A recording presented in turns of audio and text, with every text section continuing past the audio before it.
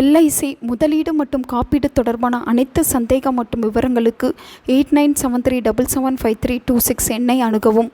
வருக வருக மயிலோன் வருக, இந்திரன் முதலாய் எண்டிசை போற்ற, மந்திர வடிவேல் வருக வருக, வாசவன் மருகா வருக வருக, நேச குரமகள் நினைவோன் வருக, ஆறுமுகம் படைத்த ஐயா வருக. முருகனுக்கு உகந்த விரத நாட்கள் பல இருப்பினும் தைப்பூச விரதம் என்பது மிகவும் பிரசித்தி பெற்றதாக உள்ளது. அதுவும் தைப்பூச விரதம் பழனி முருகனுக்கு மிகவும் உகந்ததாக சொல்லப்படுகிறது.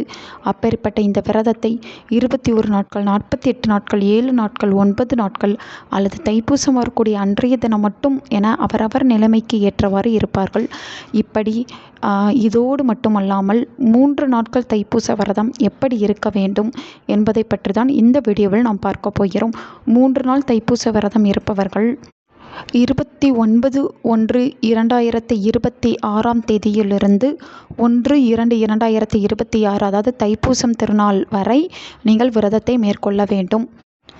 இந்த விரதத்தை தொடங்க அன்றைய தினம் நீங்கள் காலையிலேயே எழுந்து குளித்து முடித்து பூஜை அறைக்கெல்லாம் சுத்தம் செய்து கொள்ளுங்கள். பிறகு 29/1/2026 காலை 6:30 மணியிலிருந்து 7:30 மணிக்குள் உங்களுடைய வீட்டில் முருகர் சிலை அல்லது வேல் இருந்தால் அவற்றிற்கு அபிஷேக அலங்காரங்கள் செய்ய வேண்டும். பின்பு சர்க்கரை பொங்கலை நெய்வேத்தியமாக வைத்து நெய் தீபம் ஏற்றி வழிபாடு செய்ய வேண்டும். அதன் பிறகு உங்களின் விரதத்தை துவங்க வேண்டும். இந்த விரத காலத்தில் அசைவத்தை தவிர்ப்பது மிகவும் முக்கியம். முருகனை மட்டுமே நினைவில் நிறுத்தி முருகனுக்கு அரோகரா, முருகனுக்கு அரோகரா, முருகனுக்கு அரோகரா என்ற ஒரே ஒரு வார்த்தையை மட்டுமே மனதிற்குள் சொல்லிக்கொண்டே இருங்கள். இந்த விரதம் இருக்கும் 3 நாட்களும் தினமும் காலையில் தீபமேற்றி அருகில் உள்ள ஆலயம் சென்று முருகனை வழிபாடு செய்ய வேண்டும். அதுவும் கொடிமரம் இருக்கும் ஆலயம் சென்று முருகனை வணங்குவது மிகவும் சிறந்தது. இந்த நேரத்தில் முருகருக்கு முகந்த கந்தசஷ்டி கவசம், கந்த குரு கவசம், வேல்மாறல் இவற்றில் ஏதேனும் ஒன்றை படியுங்கள். எதுவும் முடியாவிட்டால் ஓம் சரவண பவ, ஓம் சரவண பவ, ஓம் சரவண பவ என்ற முருகனின் நாமத்தை மட்டுமாவது இடைவிடாது சொல்லிக்கொண்டே இருக்க வேண்டும். விரதத்தை முடிக்கும் முறையும் உங்களின் வசதிக்கு ஏற்பத்தான். பழனி சென்று முருகப்பெருமானை தரிசனம் செய்து விரதத்தை முடிக்கலாம். காவடி எடுத்து விரதத்தை முடிப்பவர்களும் உண்டு.